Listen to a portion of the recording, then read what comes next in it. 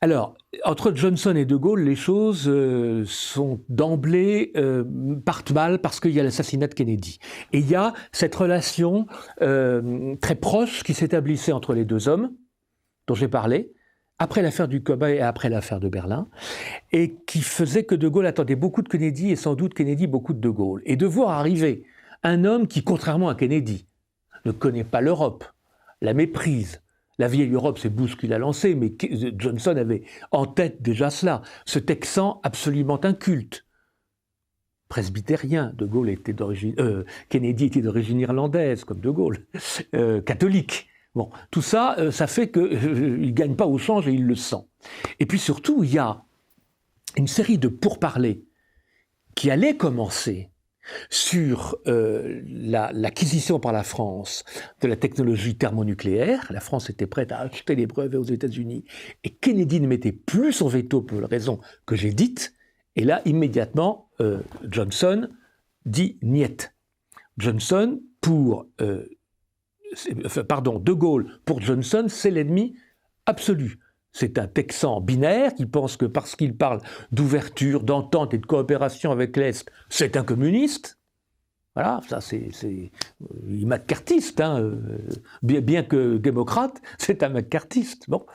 Et tout ce qui n'est pas avec l'Amérique est contre elle. Alors De Gaulle, comme je crois l'avoir expliqué, n'était pas du tout contre l'Amérique, surtout pas contre le peuple américain, il était contre certains aspects de sa politique, et disons-le, ces aspects impérialistes.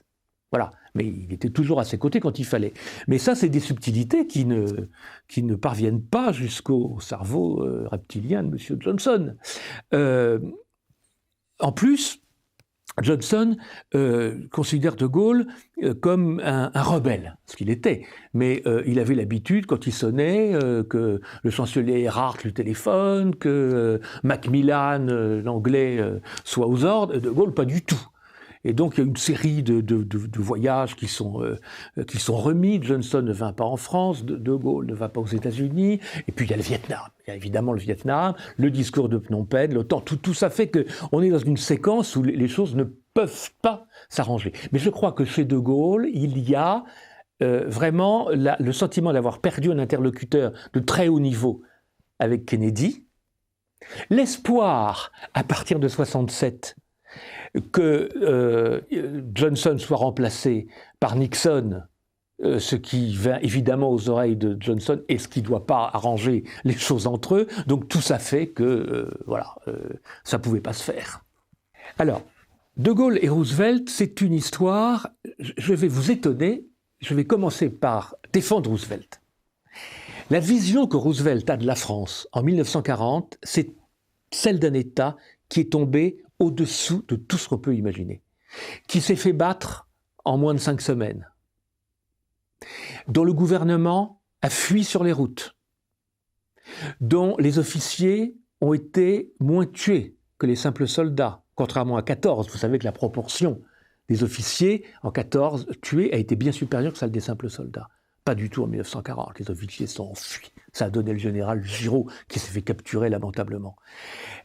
Cette vision, elle lui a été communiquée par son ambassadeur à Paris, Bullitt, et par le numéro 2 de l'ambassade, qui est devenu ambassadeur par la suite, qui s'appelle Freeman Matthew, et qui a suivi la fuite du gouvernement français sur les routes jusqu'à Bordeaux via les châteaux de la Loire, et qui abreuvait Roosevelt de dépêches sur l'état de déliquescence de la Troisième République et de la République française. Et pour lui donc, qui avait une certaine amitié pour la France, comme beaucoup d'Américains, ça a été une grande déception et la conviction, parce qu'il ne s'intéressait pas plus que ça au sort de la France, que ce pays était fini et ne valait pas ce qu'on disait de lui. Et très vite, des intérêts commerciaux sont intervenus. L'intérêt de Roosevelt était de ménager Vichy.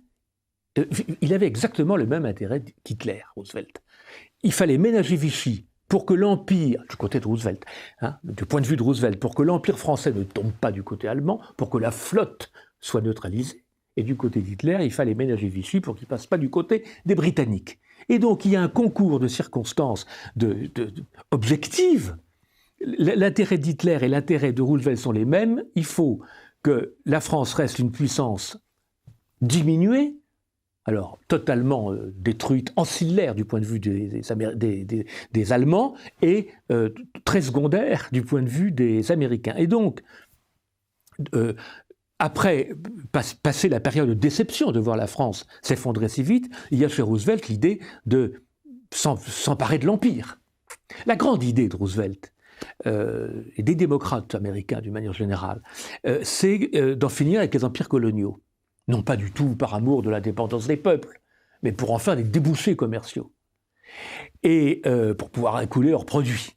Et le premier acte de Roosevelt après l'armistice sera d'envoyer le consul Murphy négocier avec Végan en Afrique du Nord des accords commerciaux qui permettent à la France, c'est vrai, à la France de Vichy, de vivre un peu moins mal grâce aux produits américains, mais également de mettre un pied dans l'Empire. Évidemment, personne ne dit à Végan, et plus tard à son successeur Darlan, que le but de tout ça, c'est de prendre l'Empire français et d'en faire ce qu'on appelle à l'époque un international trusteeship avec l'Empire britannique. Personne ne le dit, mais c'est ça la grande idée. Hein, c'est ça. Et De Gaulle le comprend très bien, et c'est pour ça d'ailleurs qu'à Brazzaville, il lance non pas les prémices de la décolonisation, mais il ouvre la voie à une prise progressive d'indépendance de l'Empire français, parce qu'il sait que si les colonies ne prennent pas progressivement leur indépendance, elles tomberont dans l'escarcelle de l'impérialisme américain.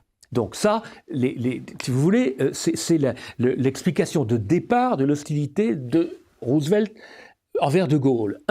Il est déçu.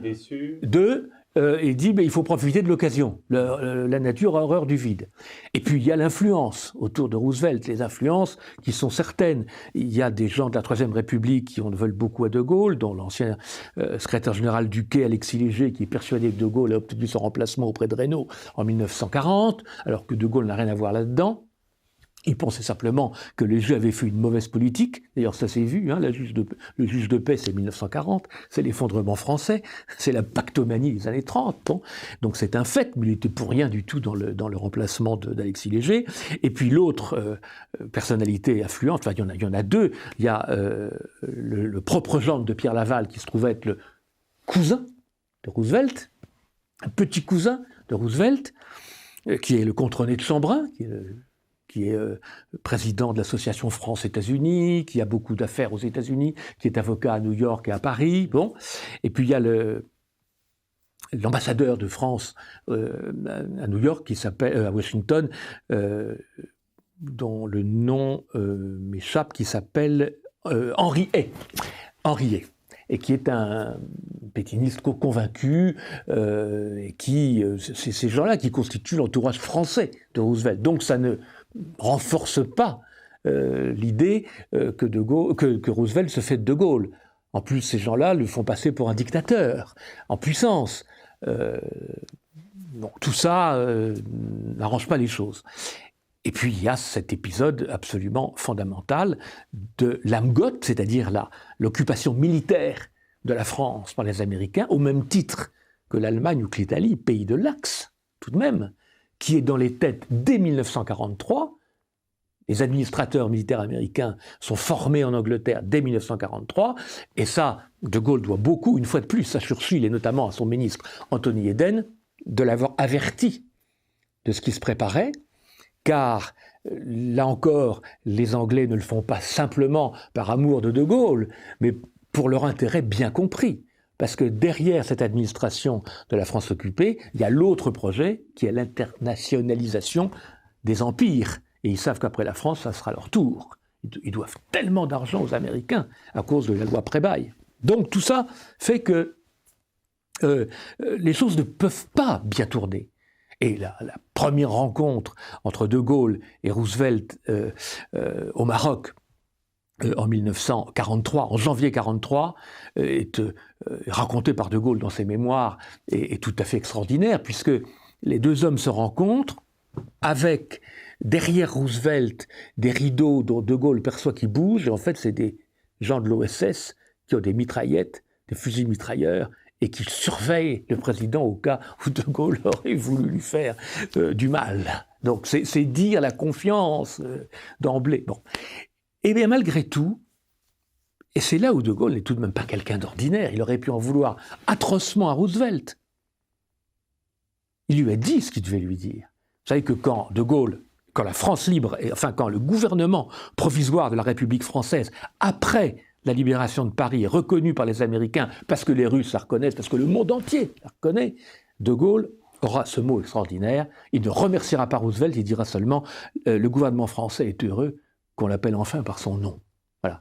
Alors, c'est vous dire que les rapports étaient vraiment pas bons. Mais, dans ses mémoires de guerre, il fait un portrait de Roosevelt extrêmement nuancé, dans lequel il comprend parfaitement que l'intérêt américain ait pu le conduire à manquer de nuances, c'est le moins qu'on puisse dire, et surtout, il considère que s'ils s'étaient connus, et s'ils avaient pu parler en dehors du contexte particulier de la guerre et de la nécessité de la gagner, ils auraient pu se comprendre. Et je crois qu'il y avait chez De Gaulle une grande admiration pour l'œuvre politique de Roosevelt avant-guerre, et notamment le New Deal, le fait d'avoir remis l'Amérique au travail, d'avoir refusé les solutions ultralibérales qui étaient proposées par les républicains, et il y avait une certaine admiration de Roosevelt. Voilà. C'est pour ça que je dis qu'à la fois les rapports ont été vraiment se sont résumés à un choc pendant les années de guerre, mais étaient plus compliqués que ça, notamment du point de vue de De Gaulle, qui lui a fait un effort pour comprendre Roosevelt, même si Roosevelt n'a sans doute pas fait beaucoup d'efforts pour défendre De Gaulle, pour comprendre De Gaulle. Ça n'a pas été bon du tout, puisque après Churchill, il y a eu, la Grande-Bretagne a pris le parti d'une intégration totale avec le fameux système de la double clé auquel je faisais allusion. Ils ont totalement abdiqué leur indépendance militaire, et puis surtout, les premiers ministres, notamment à partir de Macmillan, ont demandé leur adhésion à l'Europe dans le but de la transformer en zone de libre-échange. Alors il ne faut jamais oublier que si De Gaulle admet,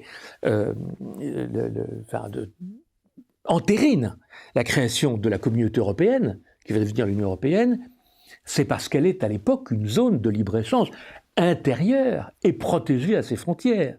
C'est tout à fait différent avec l'Union européenne que nous connaissons maintenant, et tout à fait différent avec ce que les Anglais voulaient faire, c'est-à-dire en intégrant, en joignant, exactement en faisant un traité entre l'Association européenne de libre-échange, la ELE, et la petite Europe des 6, qui serait devenue l'Europe des 7, et dont ils seraient devenus les banquiers. Donc ça ne pouvait pas marcher. Ça ne pouvait pas marcher. Et donc avec Macmillan, ça s'est extrêmement mal passé. Il y a eu un début de réconciliation en 68-69, et puis il y a eu ce qu'on a appelé, c'est une affaire peu connue, mais qui a vraiment assombri la fin du mandat de Gaulle, c'est l'affaire Soames. Soames, c'était le gendre de Churchill, en même temps que le ministre des Affaires étrangères anglais, auquel De Gaulle a peut-être laissé entendre que s'il revenait sur son alliance préférentielle commerciale avec les États-Unis, il pourrait revenir sur son veto. Et ça a fuité dans la presse, et ça a été un très gros sujet d'achoppement entre la Grande-Bretagne et la France en 1969. Et Pompidou a levé le veto britannique, on le sait, pour une raison qui, à mon avis, est une faute totale de psychologie. Il considère que si on faisait entrer les Anglais dans l'Europe, on bloquerait la supranationalité européenne. Or, c'est oublier que si les Britanniques, on l'a vu avec Thatcher, étaient contre la supranationalité, en ce qui les concernait, ils étaient tout à fait prêts à la laisser aux autres. Et on l'a bien vu au moment de la CED, quand les Anglais refusaient d'entrer dans la CED, Communauté européenne de défense de 1954, mais poussaient les autres à s'y intégrer. Donc non, à part Churchill, les rapports n'ont jamais été bons. Jamais été bons. Et il y avait en plus chez De Gaulle un certain mépris pour Macmillan, parce que quand les Soviétiques ont mis en place le mur de Berlin, De Gaulle a été le premier à dire « s'il faut, la France s'y opposera ». Il se trouvait que pour une raison certainement technique, la France avait pas mal de chars à Berlin et que les Russes en face n'en avaient pas beaucoup.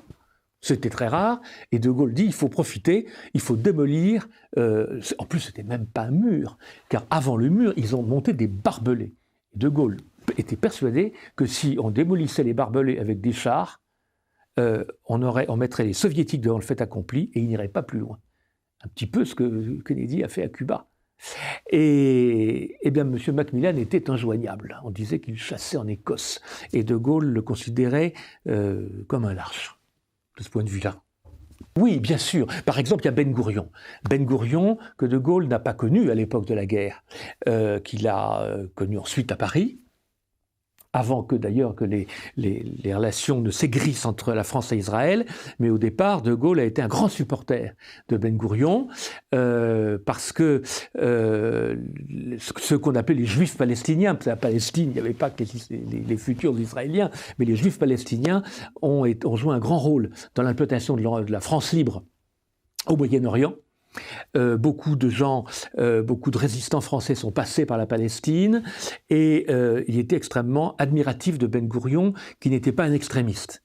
De Gaulle comme Ben Gourion, De Gaulle qui a soutenu la création de l'État d'Israël en 1948, comme Ben Gourion était pour un partage de la Palestine. Et il en a longtemps voulu aux Arabes de s'y être opposés, en disant mais s'il leur arrive des malheurs, eh ben, c'est un peu leur faute, parce qu'il fallait accepter ce partage. Et donc il a été un soutien inconditionnel de Ben Gourion jusqu'à ce qu'il arrive au pouvoir. Leurs rapports ont été excellents, il a été reçu à Paris en grande pompe, les deux hommes s'admiraient beaucoup, mais il a considéré que la France ne devait pas donner l'arme nucléaire à Israël et que surtout que les Arabes ne l'avaient pas. Et donc toujours dans ce souci d'équilibre. Mais Ben Gourion s'est toujours souvenu du soutien donné par De Gaulle à la création d'Israël, et quand l'extrême droite israélienne, après la fameuse petite phrase de 1967, a attaqué De Gaulle, le taxant d'antisémitisme, ce qui est tout de même le comble quand on pense que De Gaulle a abrogé les lois raciales. Ça a été la première chose qu'il a faite quand il est arrivé en Afrique du Nord, alors que les Américains n'avaient pas cru utile à Darlan de le demander, n'est-ce pas? Même si elle n'était pas appliquée, elle n'était pas abrogée. De Gaulle a dit, mais qu'est-ce que c'est que ça? On abroge immédiatement. Enfin, bon. Et alors, donc, quand De Gaulle a été taxé d'antisémitisme par un certain nombre d'imbéciles, Ben Gourion a écrit une très belle lettre à De Gaulle, et une lettre non seulement à De Gaulle, mais dans la presse israélienne, pour expliquer qu'on n'avait pas le droit de le traiter comme ça. On pouvait être évidemment contre sa politique, ça c'est tout à fait, mais qu'on n'avait pas le droit de le traiter comme ça. Donc ils s'entendaient très bien, ils ont beaucoup correspondu, jusqu'à leur mort d'ailleurs. On voit dans les notes et carnets du général De Gaulle des échanges. Alors on ne voit pas les lettres de Ben Gourion, parce que De Gaulle ne donnait que les lettres qu'il écrivait, mais ne donnait pas connaissance des lettres qu'il recevait, ce qui est une règle ancienne des mémorialistes qui est un petit peu perdue aujourd'hui, mais De Gaulle était encore comme ça. Et puis il y a eu aussi Nasser, avec qui il s'entendait absolument pas jusqu'en 62, et c'est d'ailleurs très drôle, quand Ben Gourion quitte le pouvoir, toujours dans un souci d'équilibre, il y a une certaine connivence avec Nasser, parce qu'il n'oublie pas que Nasser est également un militaire, qu'il a été courageux pendant la première guerre israélo-arabe, et puis surtout il n'est pas du tout d'accord avec les gens qui ont succédé à Ben Gourion. Donc voilà, deux autres personnes dont je parle aussi, deux autres chefs d'État qu'il aimait bien, mais il n'a jamais rencontré Nasser, contrairement à Ben Gourion qu'il a rencontré 2 fois à Paris et avec lequel il correspondait beaucoup. C'est une question très, très piège à laquelle je ne vais pas pouvoir vous répondre parce que je crois vraiment qu'il y a un problème. Pour s'entendre ou ne pas s'entendre, il faut quand même qu'il y ait une équivalence de stature. Et je crois qu'à l'époque du général de Gaulle, on était dans une période de très haute eau historique. Il y a quand même eu des personnages, qu'on les aime ou qu'on les déteste, qui étaient pas rien, hein, que ça soit Staline, Mao, Ben Gourion, Mussolini, Hitler, Lénine, enfin on ne va pas tous ces citer, dictateurs, démocrates, c'était des gens de très haut niveau. Et il est évident qu'après, on passe dans une période de basse eau. C'est comme ça, il y a des périodes de basse eau politique. Et très franchement, à part Vladimir Poutine aujourd'hui, je ne vois pas l'équivalent d'un chef d'État charismatique avec lequel De Gaulle aurait pu avoir une conversation historique. Car il ne vous aura pas échappé, c'est ce que j'essaie de montrer dans mon livre, que si De Gaulle avait des rapports si particuliers et s'il a tellement marqué son époque, c'est parce que c'est un peu la France qui parlait par sa voix.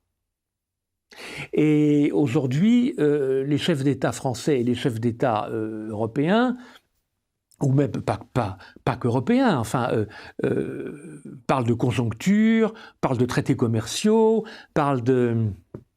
Oui, c'est ça, de conjoncture, mais il ne parle plus de structure, il ne parle plus de ce qui fait l'essence des nations, de ce qui fait l'essence, c'est le mot. Je crois que De Gaulle était profondément essentialiste. Hein, sa certaine idée de la France, c'est vraiment une idée de la France qui préexiste presque à son existence. Il était très platonicien, De Gaulle. Et quand il rencontre Churchill et qu'il parle de l'Angleterre, Churchill... qui lui aussi était historien, avait la même conception de l'Angleterre que De Gaulle, et peut-être que Franco aussi, et Staline, bien sûr. Qu'est-ce qui vient après, qui est conscience d'incarner une continuité historique?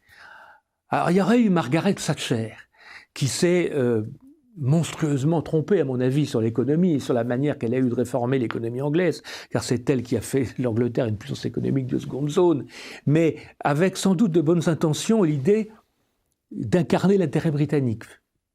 Et il y aurait eu des chocs frontaux, évidemment, comme il y en a eu avec Mitterrand et Chirac, hein, d'ailleurs, mais Chirac quand il était Premier ministre de Mitterrand, avec Thatcher.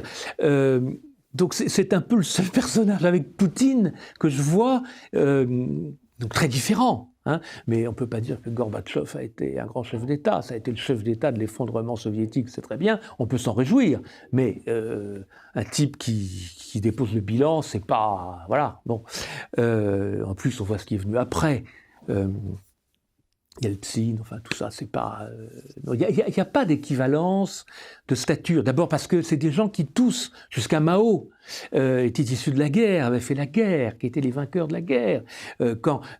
Si De Gaulle était allé à Pékin en 1971, ça aurait été une rencontre tout à fait extraordinaire parce que c'était les deux derniers géants de la guerre. Hein, Churchill était mort, voilà... Quant à Franco, c'était pas un géant de la guerre, hein. C'était un malin de la guerre, c'était pas un géant, c'était un finot.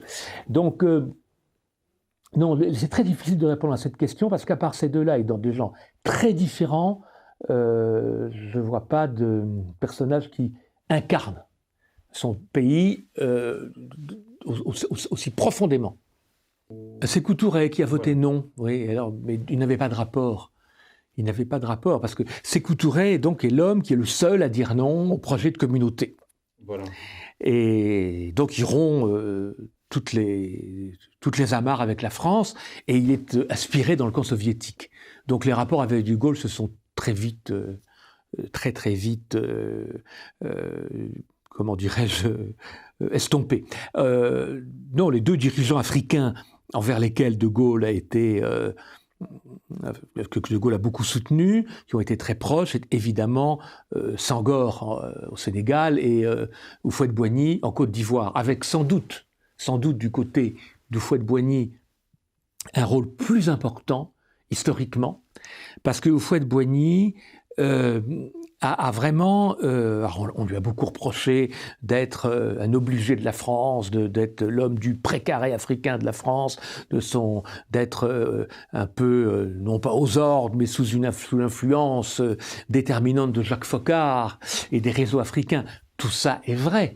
Mais si on parle des réseaux africains de la France, faudrait-il parler des réseaux chinois, des réseaux américains, etc. Donc tout le monde avait ses réseaux en Afrique et tout le monde les a encore. Bon, donc il était normal que la France ait ses alliés en Afrique. Il a joué un rôle important, c'est d'ailleurs pour ça qu'il a été soutenu jusqu'au bout par De Gaulle, pour justement contenir et les intérêts communistes, enfin à la fois chinois et soviétiques, et américains. Et De Gaulle, il était vraiment une pièce maîtresse du dispositif français en Afrique, plus que Senghor. Il venait très souvent à Paris, en plus il vivait à Paris. Il vivait dans un hôtel particulier qui appartient d'ailleurs toujours aujourd'hui à la République de Côte d'Ivoire, et il passait, je crois, sans exagérer, je crois qu'il passait au moins une semaine par mois à Paris. Houphouët-Boigny. Et donc, il voyait très souvent Foccart. Foccart venait le voir. Et il voyait très souvent le général de Gaulle. Il était le chef d'État africain qu'il voyait le plus. Et il y avait d'ailleurs des rapports assez étroits entre les deux. Et c'est d'autant plus amusant que Houphouët-Boigny n'a pas été inventé, entre guillemets, par les gaullistes, mais il a été inventé par François Mitterrand. Parce que quand François Mitterrand était ministre de la France d'Outre-mer dans les années 50, Houphouët-Boigny était lié au Parti communiste. C'était un indépendantiste ivoirien qui avait même eu l'étiquette communiste aux législatives de 1945, et Mitterrand l'a fait quitter le Parti communiste, l'a fait entrer non pas à la SFIO, mais à l'UDSR, et en a fait un de ses obligés.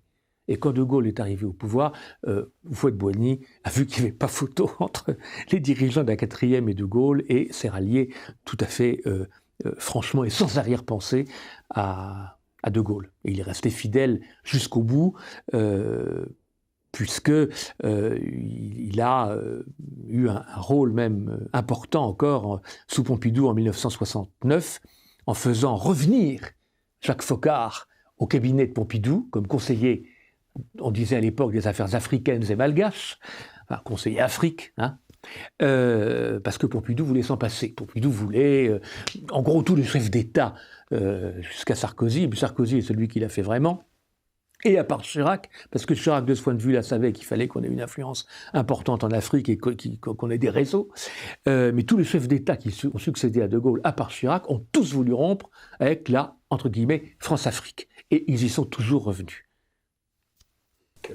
De Gaulle était incontestablement en avance sur ce qu'on appelle maintenant le monde multipolaire, voire sur le multilatéralisme. Les principes ne changent pas, l'application des principes peut changer. De Gaulle était hostile à ce qu'il appelait le machin, c'est-à-dire l'ONU, parce que c'était à l'époque un instrument entre les mains des Américains. Et c'est pour ça d'ailleurs qu'il avait envie de faire rentrer la Chine à l'ONU, qu'il voulait que la Chine l'Europe et le monde reconnaissent la Chine pour qu'elle puisse rentrer à l'ONU, parce qu'il fallait refaire de l'ONU un véritable instrument de multilatéralisme. Et je pense qu'aujourd'hui, il aurait été beaucoup moins hostile à l'ONU. Il était hostile à l'ONU, il ne faut pas caricaturer les positions. Il appelait ça le machin, parce que le machin, Washington appuyait sur un bouton et on condamnait la France en Algérie, et on condamnait la France au Maroc, mais on ne condamnait pas les États-Unis au Vietnam. Donc ça l'énervait beaucoup. Mais à partir du moment où l'ONU devient réellement représentatif, je pense qu'il aurait été beaucoup moins hostile. Donc oui, bien sûr, il a été en avance sur cette conception des choses. Il a été en avance quand il a dit qu'il ne pouvait pas y avoir de solution imposée par la force à des peuples qui ne voulaient pas d'une domination étrangère. C'est ce qu'il a dit à Phnom Penh à propos du Vietnam. C'est pour ça qu'on a d'ailleurs initié les pourparlers de paix d'Indochine à Paris en 1968. L'époque est très mal tombée parce que c'était au début des événements de mai, enfin ça a commencé en février-mars et les événements ont commencé fin mars. Bon. Mais c'est grâce à De Gaulle tout ça. Et ça c'était évidemment, il était tout à fait en avance. On pourrait multiplier comme ça les exemples. Alors ce qui l'aurait évidemment choqué, dans l'institution onusienne, comme dans toutes les institutions internationales, quelles qu'elles soient, c'est la prétention d'imposer à la majorité, c'est pour ça qu'il était contre le vote à la majorité à la Commission de Bruxelles et au Conseil des ministres européens,